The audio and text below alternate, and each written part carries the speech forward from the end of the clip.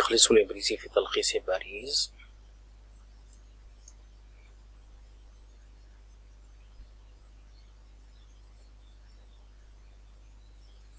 مقدمة رفع الطهطاوي صاحب الكتاب: سبحان من سير أقدام الأنام إلى ما مضى في سابق علمه، ويسر الإنسان الإقدام على محتم قضاء حكمه، فلا محيص لقوي وضعيف وشريف عما جرى في أم الكتاب، ولا مفر لغني وفقير وخطير وحقير عن الاقتراب إلى مطوي ذلك الحشام. أحمده سبحانه وتعالى حمد من أبلاه فصبر وأغناه فشكر، وأشكره شكر من توجه بجنانه للسير إلى مرضاته فتنزه في رياض القبول وجنة. وصلي وسلم على من سارت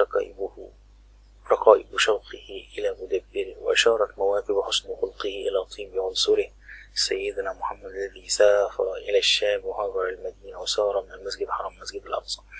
وكان جبريل أمينه على آله وصحبه وعترته وأحبابه بعد. فيقول العبد الفقير إلى أمداد سيده ومولاه، سائر حيث وجهه وولاه، معتمد على الكريم النافع، رفاعة بن مرحوم السيد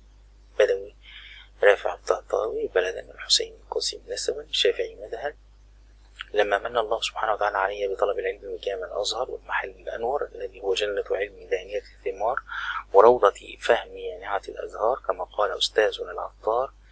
لازم إذا رمت الفضائل مسجدا بشموس أنوار العلوم تنور فيه رياض العلم أين زهر، ذلك المعنى تسمى الأزهر. وقال بعضهم: ومن يغترب عن أزهر العلم فلينح على بعد دار العلم والعلماء، فيه بحور طاميات وغيره بحور عروض لا تجود بماء. وحصلت ما يسر به على المفتاح مما يخرج به الناس من الظلام، وامتاز به عن مرتبة العوام، وكنت من معشر أشراف جارت عليهم الأيام، بعد أن أجرت غيثها في ديارهم وشارت إلى نصبهم الأعوام، بعد أن صبت على مراحتها في مزارهم. ومن المركوز في الأسماع في القديم والحديث، وعليه الإجماع بعد الكتاب والحديث، أن خير الأمور العلم، وأنه أهم كل مهم، وأن ثمرته في الدنيا والآخرة صاحبه تعود،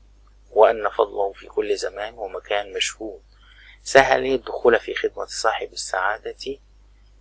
أولا في وظيفة واعز في العساكر الجهادية، ثم منها إلى رتبة مبعوث إلى باريس،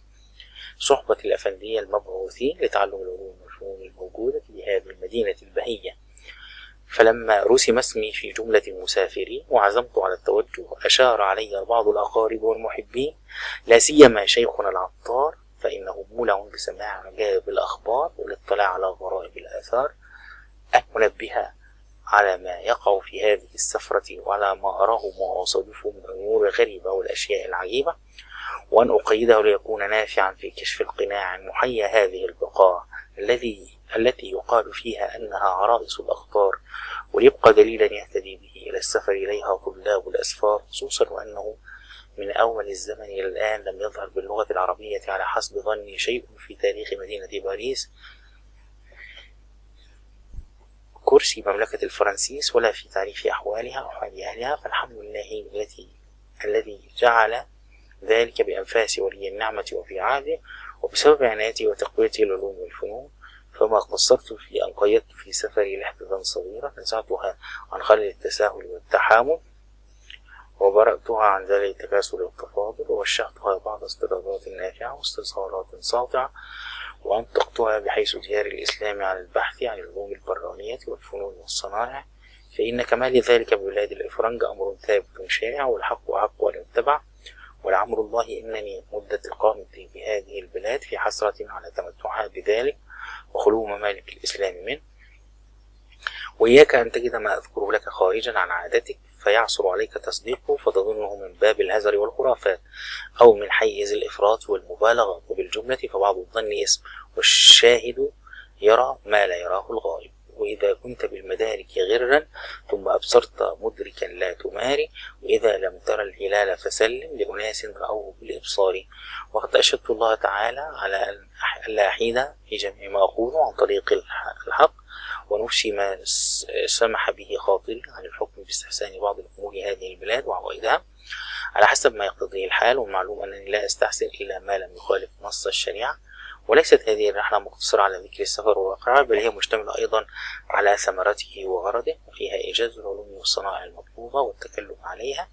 وعلى طريق تدوين الأفرنج لها واعتقادهم فيها وتأسيسهم لها. ولذلك نسبت في بعض الأوقات الأشياء التي هي محل النظر أو الاختلاف، مشيرا إلى قصد مجرد حكايتها. وقد سميت هذه الرحلة تخليص الإبريز في تلخيص باريس، أو الديوان النفيس بإيوان باريس. وقد رتبتها على مقدمة وفيها عدة أبواب، وعلى مقصد وفيها عدة مقالات، وكل مقالة فيها عدة فصول أو كتب مشتملة على فصول وعلى خاتمة. وقد حاولت في تأليف الكتاب سلوك طريق الإيجاز وارتقاب السهولة في التعبير، حتى يمكن لكل الناس الورود على حياضه والوفود على رياضه، ولو صغر حكمه وقل جرمه فهو مشحون بما لا يحصى من الفرائض